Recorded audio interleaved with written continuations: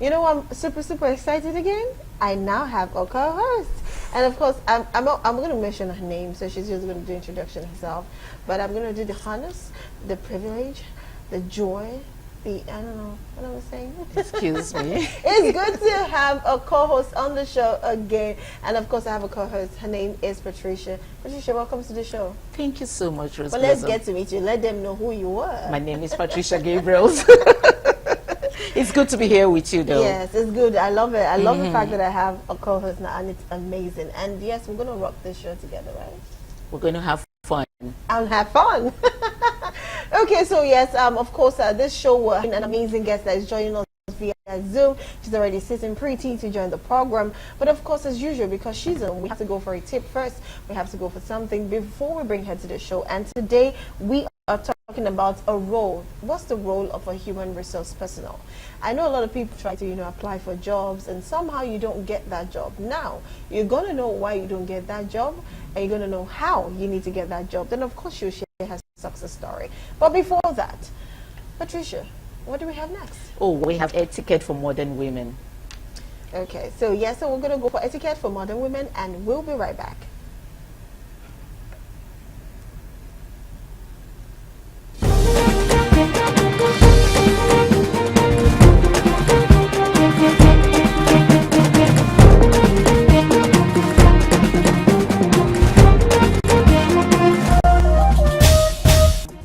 Etiquette rules for modern women. There are times when ladies were supposed to act in a certain way and they had to follow a set of rules on how to act in public. Etiquette isn't about rules. Instead, etiquette and social skills are guidelines more for self-interest in terms of how we think of ourselves from within and how we make others feel comfortable and important in life. These guidelines can help you navigate social situations with grace and confidence. Being a classy lady isn't a genetic trait, but an acquired one. Any woman can learn how to be classy. This is not a skill or habit that only money can buy. You would know some socialites who are wealthy but are uncut. They use swear words and wear pants, skirt, and low-struck waistlines, exposing their undergarments to all. A classy lady is wary of the type of songs and music she listens to because what you take in comes out. There are some habits that set you aside as a lady with class. This is beyond titles in an aristocratic setting. Being classy refers to the manners, attitude, and character of the person. Number 1. Be punctual. It shows you value and respect someone's time. If you are more than 15 minutes away, call or text ahead. 2. Keep to your word. Don't overpromise and be generous when you can. 3. Be gracious. Set healthy boundaries and behave in a positive manner with those around you. Your standard shows what you value and your sense of worth, so keep it high. 4. Use polite language, please and thank you. Constantly putting in the effort to be polite will become your new norm and more natural. 5. Wear adequate clothing appropriate for the environment. Best to overdress than being underdressed. Don't wear sport clothes to classy lunches, for example. 6. Put down your phone. Always remember at gatherings, meetings, events, leave your phone aside. Your company is the most important. This will say a lot about you. 7. Don't drink too much alcohol. There is a line, and getting completely wasted isn't a classy look. 8. Be attentive to those around you. Listen and respond. Smile and don't interrupt conversations. 9. Watch what you eat and how you eat. Don't chew with your mouth open. Don't talk with your mouth full. Use both knives and fork. Table manners. Familiarize yourself with basic table manners, such as using utensils properly, chewing with your mouth closed, and not talking with food in your mouth. Additionally, be mindful of your dining etiquette, including waiting for everyone to be served before eating and using polite phrases like please and thank you. 10. Make it a habit to say thank you. 11. Always be ready to tip. 12. Respect elders but don't offend them. 13. As a lady, always invest in little black dresses. 14. Politeness and respect. Show kindness, consideration, and respect towards others in your interactions, regardless of your background or status. 15. Good communication. Practice clear and effective communication, including active listening and thoughtful responses. Avoid interrupting others and speak in a calm and respectful tone. 16. Personal hygiene. Maintain good personal hygiene and dressing appropriately for the occasion. Remember, etiquette is not about adhering to rigid rules, but rather about showing consideration, respect, and thoughtfulness towards others in your interactions.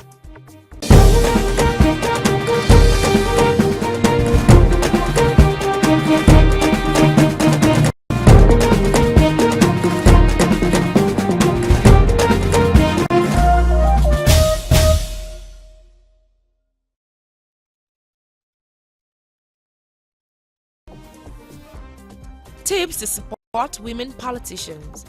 Being a politician is a tough job generally, but women face more and different challenges.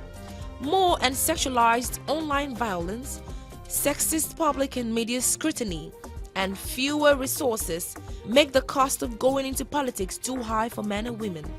This rational non-candidacy is bad for us all. The job of being a politician must become more attractive and possible for women from various backgrounds. How to support women in politics. Number 1. Volunteer for and support their campaigns. Women are being driven out of politics at alarming rates due to harassment, a lack of resources, smaller political networks, and more. You can help offset some of the struggles of getting into office by volunteering for the campaigns of women political leaders that you're inspired by. Their office will tell you how you can help, but your task may also include putting up posters, handing out flyers at polling booths, etc. Support their campaigns with resources. Financial support is important, but you can also provide material assistance by donating a venue, catering, etc. Women politicians tend to be less resourced. Number 2, show them your appreciation. Politicians receive more online and physical hate than male politicians. We can be an army of love and kindness fighting against the hate. Supportive messages have been proven to help people's mental well-being and resilience.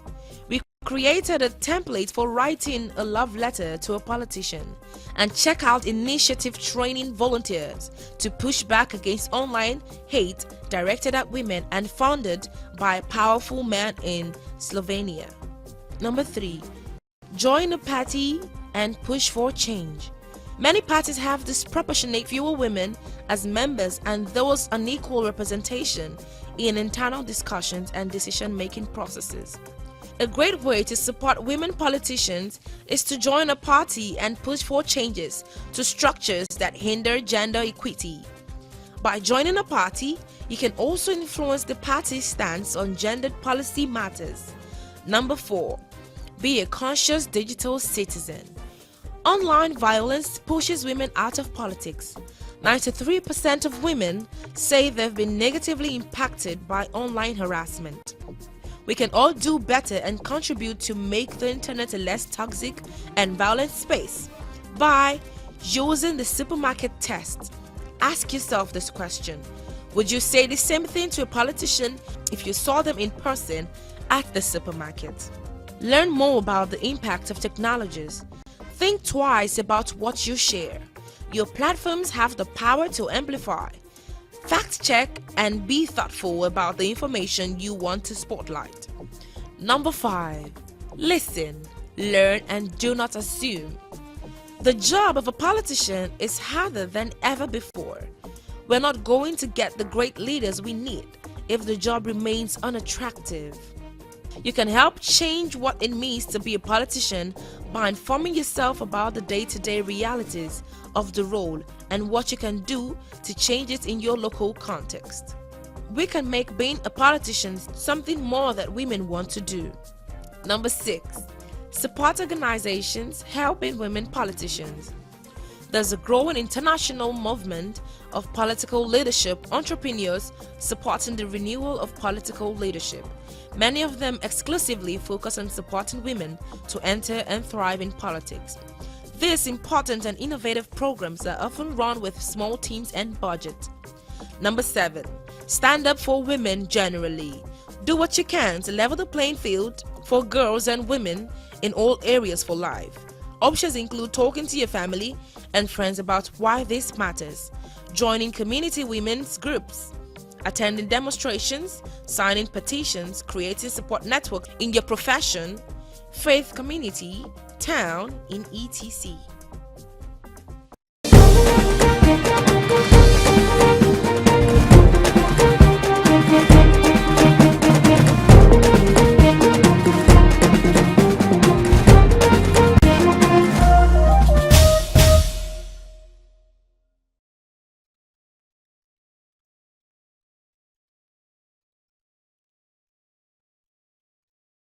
All right, welcome back. You're welcome to the program Women's Corner. Of course, we just watched two tips, amazing etiquette for modern women, and of course, how to support women in politics. Now, you'll be wondering why we're saying that. That's because a lot of times, people in politics, of course, we know about Natasha, we tend not to support our own very gender, but we try to be behind the back of the men. But I'm not saying do not support the men. I'm only saying when you see a woman trying to stand strong in politics, and trust me, politics is not easy, please do support. So we have an amazing guest. Her name is Oluwatosin Sonyolu, and of course she's a human resource personnel, she's an entrepreneur, and a lot of things. Can we have Oluwatosin on the screen, please?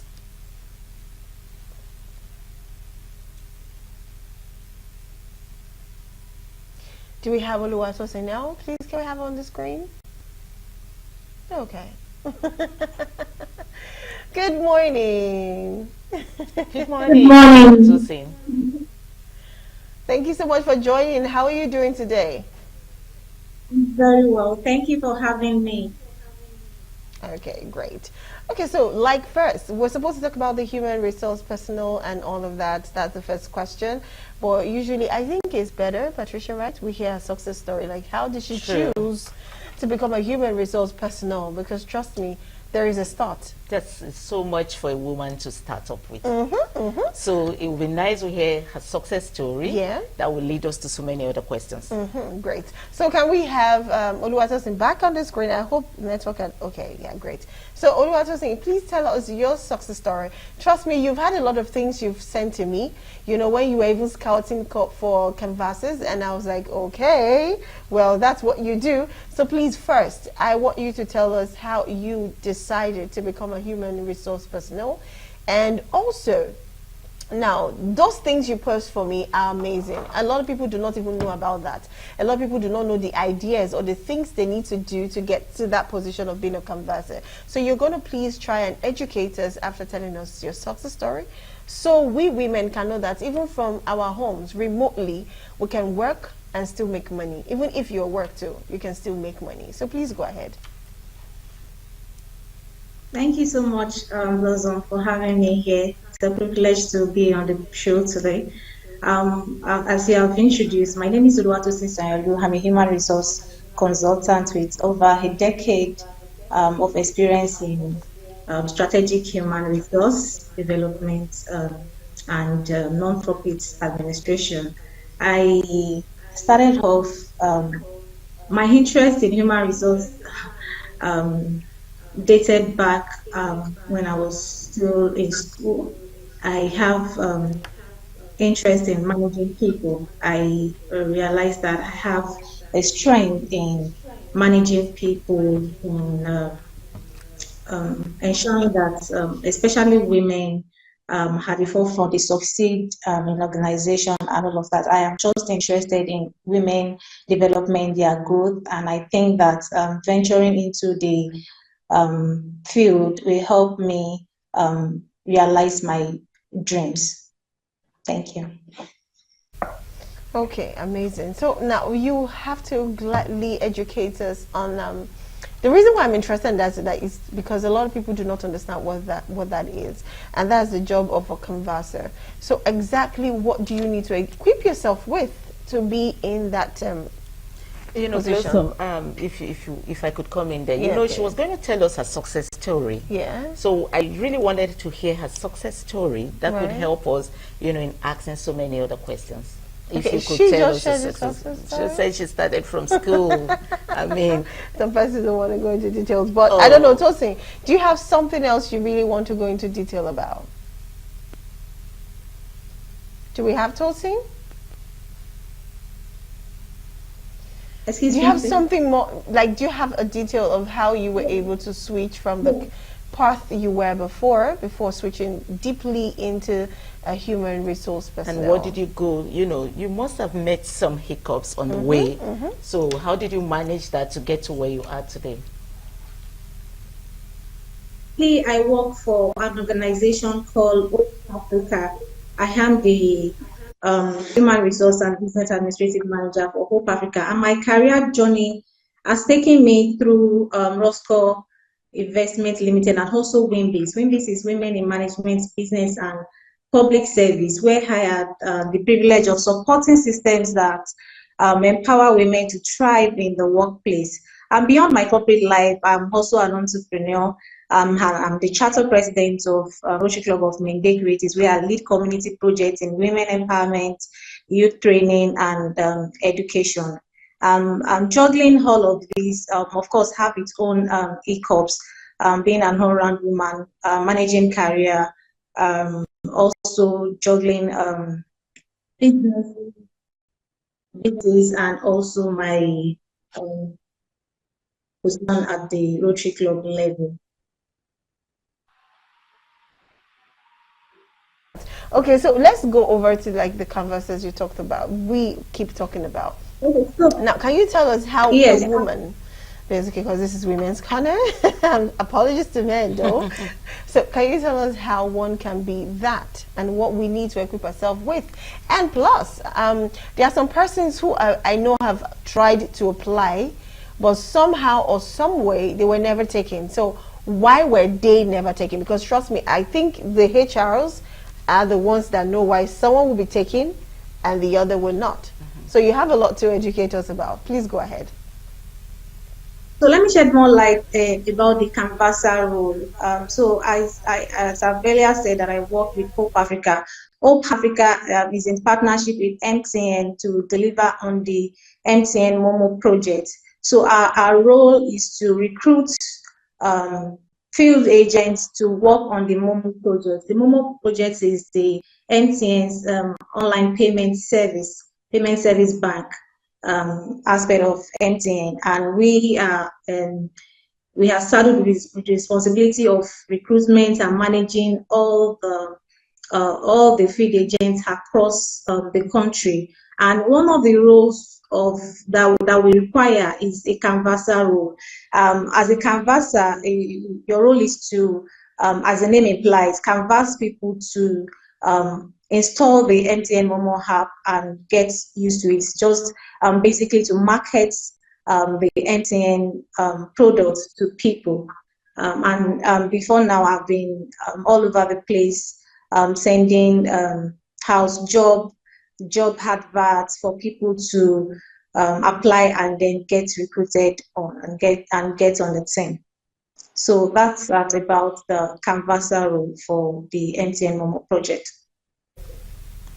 Okay, thank you. Thank you so much, Oluwatosin. I'm just going to ask a question, same on what Blossom had asked earlier. You know, some women apply for jobs, you know, even with the qualified certification, yet they don't get that role. Maybe because they're women or because they're young girls, you know.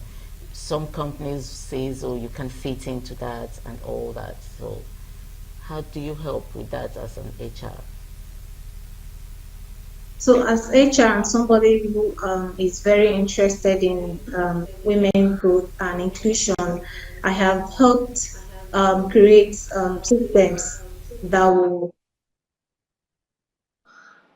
that encourages women inclusion. First, at the recruitment level, we ensure that all women are recruited alongside men, and there are no discrimination. There are no our focus is on merit and not bias. So we ensure that if you merited the role, will get in. You get in, regardless of what gender, be it female or male. You have equal opportunity with every applicant out there. So we have, in past years, I've been able to create systems that encourage this and support women even at review, when you're reviewing participation and their project. Yes. Okay, thank you very much. So there's just this say that everybody always have.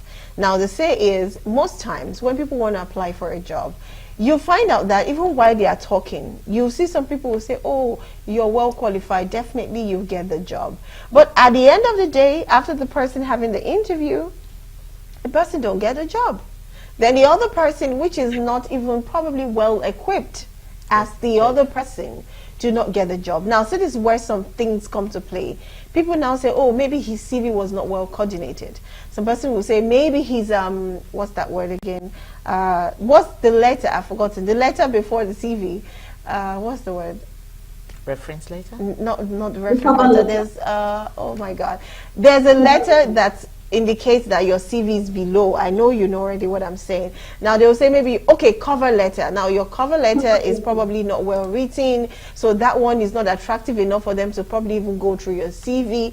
And you hear people saying that, oh, they don't go through it personally, they have a systematic way of going through it. Now you see a lot of instances, but trust me, at the end of the day, we find that sometimes the ones who we feel with conversations are most qualified do not even get a job.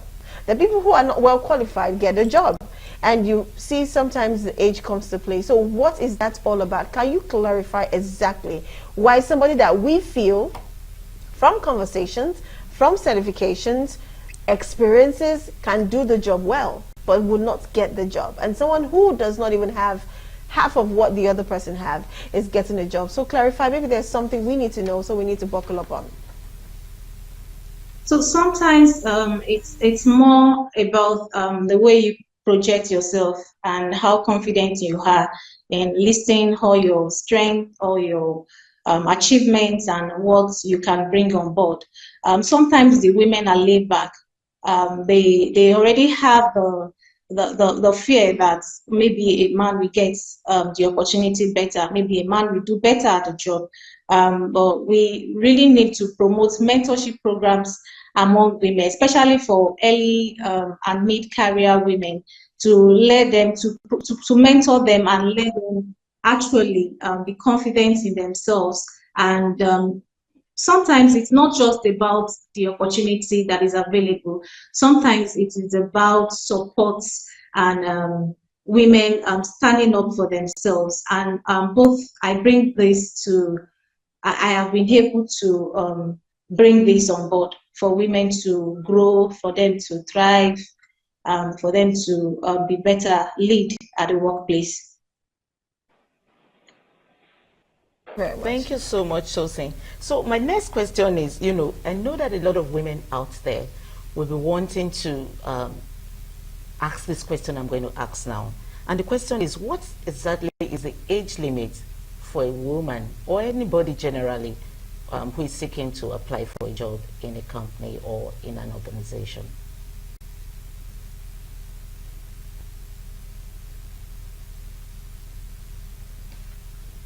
Tosin, did you hear me? I lost you for a second. Can you please ask the question again? Okay, so like I said, I know a lot of women will be wanting to ask this question, or even generally, everybody will want to know, what's the age limit for applying for a job in an organization or a company? Because sometimes the age stops people from getting the job, and you're probably that good, but because you're maybe from 40 and above or 50 and above, they don't want to employ you.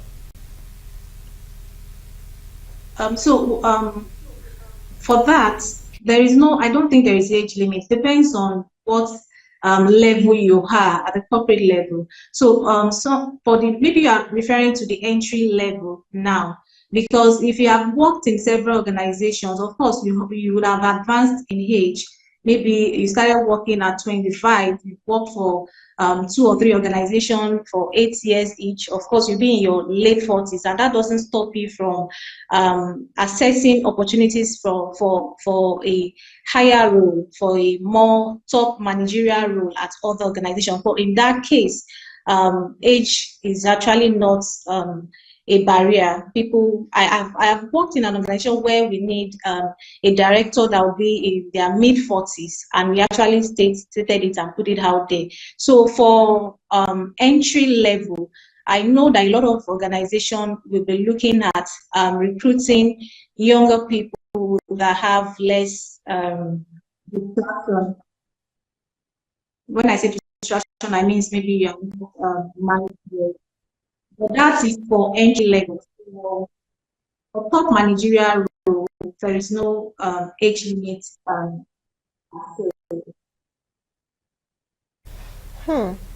Amazing, well said. There's another thing again. There is just another side talk. I like to go with realities, right? So there's this side talk of when you are married, it's very difficult for you to get a job. Not just even being married, you have kids. It's just somehow they just feel like can she deliver? Yeah. You know, there's children, there's family issues, so it's quite easy. Now it's not even just about the age now. You could even be 40 and they feel like you're single. They believe, okay, at least you can still focus on the job. Is that discrimination? Does it really exist in the world of getting a job? Because you said something, and I honestly do not want to agree that I'm not going to say HRs. Basically, I'm going to say companies go by that thing you said, and the thing is that you're trying to make sure that there's no gender inequality. But I believe that, trust me, it exists, and the reason is one of the reasons is, first, when you're not young as a woman, you're getting old. They know that, okay, you're probably the only thing in your head is not to boost anybody's career, any job or any work office, is to get married and quickly give birth. So your time does not pass, your body clock does not go by. But at this point, I'm trying to say, you've worked with so many companies, you're working with one now, you said Hope Africa. Now the point is it possible that women are given the equal chances to be able to work? Like, there are people that still want to push their career before giving birth, after giving birth, having their children still very young. Is it possible to actually have that in place? Because I'm saying this from a place of a lot of women giving up to say they want to work. Some people want to work, they don't want to go into business. But it's difficult because of when the first thing they ask them, are you married? They say yes. Without the interviewer saying anything. And when I mean interviewer, I mean the HR is also involved. You already see this face of I have a friend that had the experience. Right, like you already know you can't get that job. Whatever question they ask you is gone. How many children do you have? And she said 2. He said to her, go home and take care of your children. Oh, okay. Now and she's very good at what she does. What she does now, and that's one point. That's the point of the fact that you could already see it on their face that this person is not going to get a job. But they keep asking you questions, and at that point, maybe the other persons asking you question might really be interested in your response, but something you saw had already killed your morale, so you're like, well, let me just do this interview and go home. And at that point, whoever should have even spoke for you to get the job, you end up losing the job. Then she said something again. She saw that and they said, go take care of your children, and which I feel that is something that would demoralize a woman. Exactly. Never to want to work. And you said something again that some people don't know how to defend their work. But I know for a fact in education, some people do not know how to talk, but give them a book, give them a pen, they will beat you to it. Like, you can't even stand it. Some persons might not be able to be vocal about it, but when it comes to doing it, they'll give you better than even writing. And well, some people are blessed with doing and saying. Do you understand? So how can we navigate through all of this to make sure that women can actually be better in whatever they want to pursue for, in just a few minutes, because I think our time is already fast spent. Thank you very much for that. For recently, human resource has been doing a lot in that regard, in terms of shaping workplace policies to accommodate women more, to be friendly, to be work friendly. We develop maternity friendly and family conscious policies. Like when you come back from maternity, we know that you can work for a full day, give you some time to get back on track, give you some time to go, maybe have work half day, even beyond maternity leave. Now, when you resume from maternity leave, there are policies in place that we ensure that you are able to um, getting well and sitting well at work. Then we push for workplace flexibility and mental health too. We also have what we call workplace integration. We have work-life integration where women are considered, women are better, they have better consideration in terms of supporting them to navigate career and family role. We know that beyond, once you are married and beyond your role at the office, you have other roles. So we have policies that are friendly, policies that can help you have a balance between your work life and your family roles. We also design wellness and work-life balance programs that will help women. It's just for women to access all of these programs and know that, of course, they have the right. They have the right. They have the right to hold these programs. So HR is doing quite well recently on encouraging women at the workplace and also supporting them. Okay, well, for a fact, I'm not really satisfied with your response, because it really does not attack the question I it doesn't really attack the question I have, because why I had so much passion in asking that question is because I've seen a lot of women go through stuff, and some of them just end up wanting to go into business, and trust me, they don't want to go into business. I understand that there can be workplace biases. Of course, they exist. I'm saying that we are doing what we can do to ensure that they are minimal.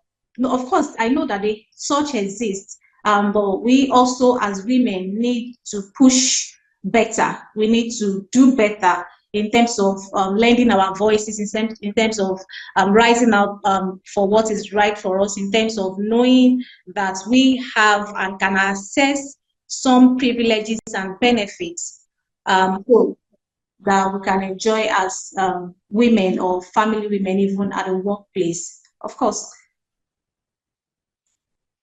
Okay, all right, that was a very beautiful response. In fact, we should say thank you. Or do you have any more questions? Because that time is already I was just going to spent. quickly ask a question, really. Okay. Blossom, give me 1 minute for this question, because it's so important to me. Okay, so I'm going to ask about the sexual harassment for women in their place of work by their male boss. As a HR person, and you get this coming to your table, what will you do? Sexual harassment is a no-no. It's a big offense. It's punishable even under the labor law. So it's not something to push under the table, and it's not something to be shy about. It's not something to hide. You know, some women will not come forth because of the shame, because of what people might say, because of discrimination, what have you. But I say that sexual harassment, it's a big offense under the law. So if it's happening to you or anyone around you, please speak up. Speak up. As an HR, I will not tolerate. I will of course push the matter and ensure that the culprits are dealt with. So it's not something that any woman should keep quiet about. Let's speak up. Yes. We have to voice out. Yes, we have to voice out. Thank you for saying that. Thank you for standing up for women, Oluwatosin. We're going to say thank you for coming and joining us on this show today. Should I say happy Easter? Happy Easter Friday. And thank God it's Friday. I hope you enjoy yourself. And my sincere apologies for what you're going through. You told me about it and you were able to still join on the show. Oluwatosin, I heart you so big. I love you, and we really appreciate your efforts coming in despite everything. Thank you so much, and God will give you the gratitude to be able to be all of this. Thank you so much. Thank you for coming. Thank you so much for having me. Okay, and that's it from Oluwatosin. In fact, she did amazing well. Yes, she Now, I don't know. I'm not going to say anything, but she's going through a lot. And this, of course, You don't want to say it on air. Exactly, because I don't think I have the for me too. Okay. But she still had to make it through, so it's an amazing one. So I'm saying this again. Thank you, Oluwatosin. Because if I was the one, I'll shut my phone down. I'll be lying down on the bed. She's strong. She's a natural person. Yeah, because trust me, you have to keep dealing with human beings. So that's a very big deal. Okay, I want to ask you, Patricia, what is the one important thing that you think you picked from everything Oluwatosin said? You know, when we asked her the last question you asked her, she didn't hit it the way I wanted to, but it's fine. What I picked from her today is a sexual harassment thing, you know, because it's a trend now. Women are going through a lot in their places of work, you know, sexual harassment everywhere. We hear the stories every day. So that's one of the things I picked. And then the second one is the age limit. She made me to understand that, okay, there's an age you get into the workforce, okay? So nobody's going to be turning you down at that age, and you're expected to have climbed, you know, that age. And then even when you get to 50 and you're good in your job, you're going to get employed. But if you're coming into the market force or the workforce from age 40, age 50, it actually might be a little bit difficult. Okay, I want to put you on the spot a little bit because you asked about the sexual harassment. Let me put you on the spot a little bit. Now, a lot of people believe sexual harassment has to do with when there's a touching.